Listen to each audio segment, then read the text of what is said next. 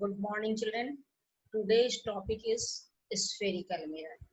Already we study about the plane mirror, and today's topic is spherical mirror. Spherical mirror is of two types: concave mirror and convex mirror. First of all, you know what is spherical. What do you mean by the spherical? Sphere, you are knowing. Sphere यानी कि गोला. So sphere, when a mirror is formed by the hollow sphere, which one face is reflecting and other face is painted, then that is called spherical mirror. एक कोई transparent hollow sphere है, उसका one part को हमने silver colour से paint कर दिया तो दूसरा पार्ट क्या हो जाएगा, वो रिफ्लेक्टिंग हो जाएगा. तो हम लोगों ने उस तरह से किसी भी स्फीयर का टुकड़ा एक काटा और उस टुकड़े को आपने प्रॉपर वे में, और that is either is shape of this or shape of this. This is concave and this is convex. Concave मतलब गुफा. तो गुफा, केव मतलब गुफा, यानी कि if reflecting surface is the cave, then that is called concave mirror. If apex जानते हो, apex ऊपर का कहते हैं, तो when reflecting surface is convex, then it is called convex mirror. यानी कि आउटर पार्ट रिफ्लेक्टिंग होगा तो कॉन्वेक्स मिरर होगा, इनर पार्ट रिफ्लेक्टिंग होगा तो कॉनकेव मिरर होगा. तो कहता है hollow sphere is the part of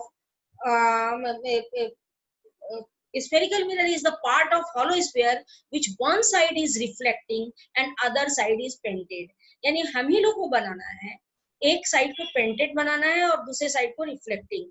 paint किस कलर से करेंगे? सिल्वर कलर से. तुम लोगों ने आईना अपने घर में देखा होगा तो अंदर में सिल्वर कलर से पेंट किया रहता है, उसके बाद आपका ब्राउन या ब्लैक जो भी पेंट करते हैं वो करते हैं ताकि सिल्वर कलर मिटे ना. कभी कभी घिस जाता है तो आपको उसमें ट्रांसपेरेंट ग्लास दिखता होगा, यानी कि एक ट्रांसपेरेंट ग्लास को आपने क्या किया, सिल्वर कलर से एक साइड पेंट कर दिया और फिर कोई कलर उस पर डाल दिया ताकि आपका एब्जॉर्ब हो जाए, फालतू का लाइट पीछे से एब्जॉर्ब हो जाए और इधर से जो भी लाइट पड़े वो रिफ्लेक्ट हो जाए.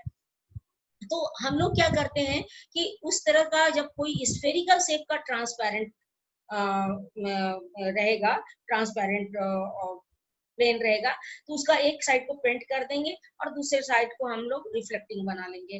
तो इस तरह से हम सिल्वर कलर से पेंट करते हैं और दूसरे तरफ हमारा अपने आप ऑटोमेटिकली रिफ्लेक्टिंग होता है. तो ये it is the part of hollow sphere which one side is reflecting and naturally other part is painted. So it is of two type: concave, cave में inner part is reflecting, so outer part is painted, और convex में outer part is reflecting, so inner part is painted. So learn one thing. देख रहे हो, इसमें हमने क्या किया है कि ये आउटर पार्ट है, ये इसको हम लोग पेंट कर दिए, और इनर पार्ट है जो रिफ्लेक्टिंग बना दिए. इसमें क्या हुआ, आउटर पार्ट को रिफ्लेक्टिंग बना दिए, इनर पार्ट को पेंट कर दिए. तो हम लोग याद रखें कि स्फेरिकल मिरर का एक पार्ट पेंटेड होता है, दूसरा रिफ्लेक्टिंग होता है, और कॉनकेव में इनर पार्ट रिफ्लेक्टिंग होता है. तो नेचुरली कौन सा पार्ट होगा भाई, तो नेचुरली आउटर पार्ट पेंटेड हो जाएगा. फिर उसी तरह से कॉन्वेक्स में आउटर पार्ट रिफ्लेक्टिंग होगा, एक वेक्स पार्ट यानी उथला हुआ पार्ट रिफ्लेक्टिंग होगा, सो इनर पार्ट आपका पेंटेड होगा. एक तरह से समझ सकते हो, घर में हम लोगों ने स्पून यूज किया हुआ, तो स्पून जिधर से खाते हो वो अगर रिफ्लेक्टिंग हो जाएगा, जिसमें कि आपका मटेरियल आ जाता है, वो पार्ट अगर रिफ्लेक्टिंग होगा तो वो कॉनकेव होगा, और स्पून का पीछे वाला पार्ट अगर रिफ्लेक्टिंग होगा तो कॉन्वेक्स होगा. और इस तरह से कॉनकेव और कॉन्वेक्स मिरर दो तरह का आपका स्फेरिकल मिरर हो गया. अब कहता है कि इस स्फेरिकल मिरर में जब हम लोग पढ़ेंगे तो हम लोग इसको इस तरह से पढ़ें कि लाइट अगर ये आपका देख रहे हो, ये आपका रिफ्लेक्टिंग सरफेस, इधर से लाइट आ रहा है तो ये रिफ्लेक्टिंग है. जनरली क्या होता है कि बुक्स वगैरह में आपको जो दिया रहता है वो लेफ्ट साइड से लाइट को दिखाता है और राइट साइड आपका इमेज का फॉर्मेशन हो या वर्चुअल इमेज का फॉर्मेशन हो या लेफ्ट साइड आपका रियल इमेज का फॉर्मेशन हो. तो ये आपका क्या दिखा रहा है, कॉन्वेक्स मिरर दे रहा है, यानी कि इसका आउटर पार्ट रिफ्लेक्टिंग है और इसमें रे आ रहा है. ये प्रिंसिपल एक्सिस है, ये फोकस है, ये सेंटर ऑफ कर्वेचर है और आपका ये पेंटेड सरफेस दिखा रहा है, या रिफ्लेक्टिंग सरफेस दिखा रहा है। तो ये हम लोग का टर्म्स जो है हम लोग पढ़ेंगे, terms related to the spherical mirror. अब terms related to the spherical mirror क्या क्या है भाई? तो प्रिंसिपल एक्सिस, प्रिंसिपल एक्सिस क्या है भाई? तो an imaginary line passes from center of curvature and pole and extended up to infinity both side of the mirror.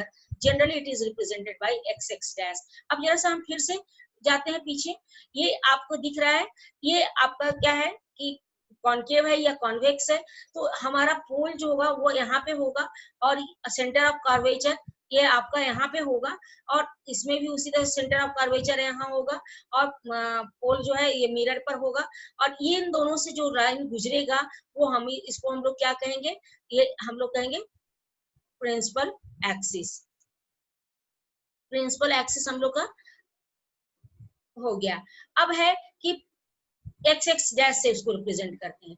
पोल किसको कहते हैं भाई? तो geometric mean of the spherical mirror, यानी कि स्फेरिकल मिरर, जो स्फेरिकल मिरर कोई टुकड़ा है, गोल सा टुकड़ा है और रिफ्लेक्टिंग सरफेस है उसका, तो उसका जो सेंटर होगा, यानी कि चारों ओर से उसका कॉर्नर से आपका जो साइड पार्ट है उससे इक्वल डिस्टेंस होगा। जियोमेट्रिक मीन इसीलिए कहते हैं, ज्योमेट्रिकली वो सेंटर है, मिरर पर है, मिरर पर एक ज्योमेट्रिकली सेंट्रल पार्ट है, उसको हम लोग पोल से रिप्रेजेंट करेंगे, है ना। तो पोल हम लोग इस तरह से सपोज किए कि पोल हमारा मिरर का जो स्फेरिकल मिरर है उसके सेंटर है और उसको हम लोग पोल कहते हैं।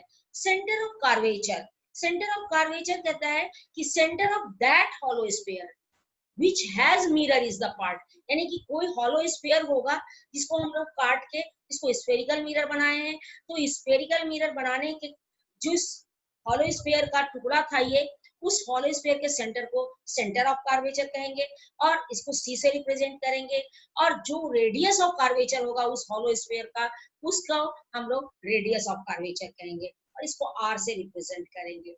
फोकस क्या है बेटा? तो फोकस हम इस पिछले क्लास तुम लोगों को बता चुके हैं कि फोकस क्या, when parallel beam of light, parallel beam of light falls on the spherical mirror and converges at the point, इस केस में देख रहे हो कन्वर्ज कर रहा है, and diverges यानी कि coming from the point seems to be diverges from a point, that point is called focus।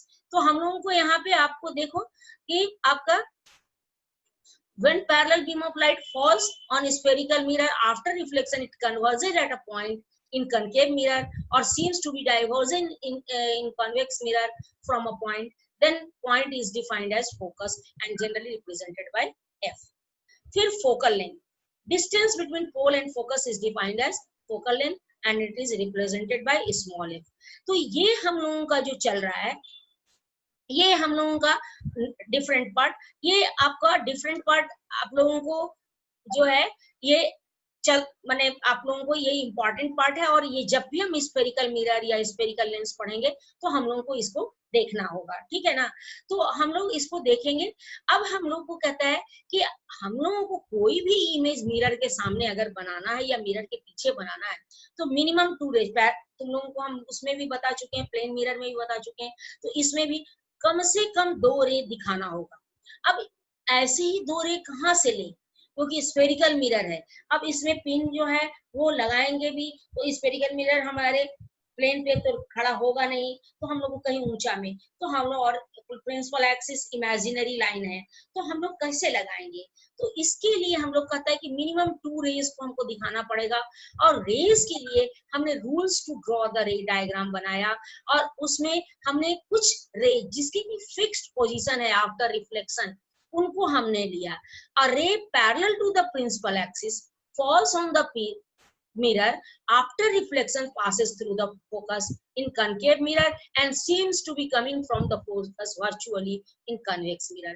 यहाँ देख रहे हो parallel to the principal axis passes from the focus and parallel to the principal axis ये आपका seems to coming from the focus, ये हम लोग देख रहे हैं यहाँ पे। तो ये आपका पास करता है या फोकस से, या लगता है कि फोकस से आ रहा है। ये दोनों हम लोगों को ये रूल्स हम लोग रे डायग्राम जब भी ड्रॉ करेंगे तो एक रे हम इसको शो कर सकते हैं, क्योंकि हमको पता है कि जो पैरेलल ऑफ प्रिंसिपल एक्सिस है वो फोकस से ही पास करेगा या फोकस के ही सीध में रहेगा। दूसरा हमारा है कि a ray passing from the centre of curvature और in straight of the centre of curvature and falls on the spherical mirror after reflection it follows same path by changing the direction. अब ये देख रहे हो, ये आपका centre of curvature से गया, मिरर से टकराया और after that coming on that path only. ये भी देख रहे हो सेंटर ऑफ कर्वेचर से गया फिर उसी पाथ में लौट गया। ये सेंटर ऑफ कर्वेचर के सीध में है और उसी में रिफ्लेक्ट होके वापस चला गया। ये भी सेंटर ऑफ कर्वेचर के सीध में है और वापस चला गया। तो ये इस तरह से ये सेकेंड रूल्स है।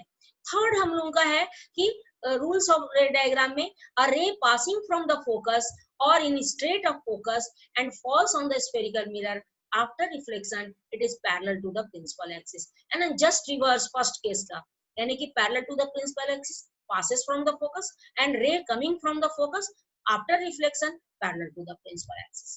और ये देख रहे हो ये in the straight of focus है तो ये आपका parallel to the principal axis हो गया। तो ये तीन रे लेकर हम लोग रे डायग्राम बनाएंगे, है ना। और इसमें रे डायग्राम बनाएंगे और डिस्टेंस जो है वो ऑलवेज हम लोग सेंटर यानी पोल से मेजर करेंगे और रे के डायरेक्शन में हम लोग लेंगे पॉजिटिव और रे के ऑपोजिट डायरेक्शन में हम लोग लेंगे निगेटिव। यानी अगर इंसिडेंट रे जो है, अगर इंसिडेंट रे मान लो कि ये इंसिडेंट रे है, इंसिडेंट रे का डायरेक्शन किधर हो गया बेटा, इधर हो गया। तो इंसिडेंट रे के डायरेक्शन में यानी इस साइड जितना भी डिस्टेंस होगा वो पॉजिटिव होगा और इस साइड जो भी डिस्टेंस होगा वो निगेटिव होगा। इसमें हम लोगों का रे का इंसिडेंट रे देखो इस साइड है तो हम लोगों का इसमें इस साइड जो होगा वो आपका पॉजिटिव होगा और इस साइड निगेटिव होगा। बेटा एनसीईआरटी बुक में आप लोग का उल्टा दिया हुआ है कि ऑब्जेक्ट से रे जो आ रहा है वो इधर से आ रहा है यानी लेफ्ट साइड से आ रहा है। तो लेफ्ट साइड से जब आ रहा है तो राइट साइड वाले को पॉजिटिव देगा और ये लेफ्ट साइड, तो इससे क्या हो निगेटिव लेफ्ट साइड होगा। यहाँ पे हम क्या बता रहे हैं तुम लोग को, ऑब्जेक्ट इधर से है तो यहाँ राइट साइड से रेज आ रहे हैं तो आपका लेफ्ट साइड पॉजिटिव रहेगा और राइट साइड निगेटिव रहेगा। तो इससे हम लोगों को कंफ्यूजन होगा। तो एक चीज बस एक ध्यान में रखो कि इंसिडेंट रे जो है वो आपका इंसिडेंट रे जो है वो आपका मेन रीजन है और इंसिडेंट रे के डायरेक्शन में जो भी रहे वो पॉजिटिव और इंसिडेंट रे के ऑपोजिट जो है वो निगेटिव होगा। तो आप लोगों को गलती होने का चांस न्यूमेरिकल प्रॉब्लम में नहीं होगा। ठीक है, आज इतना ही। अगले दिन हम लोग position of the object at different position and nature of image formed by the both spherical mirror, ये हम लोग नेक्स्ट क्लास में पढ़ेंगे। आज इतना ही। अब गुड डे।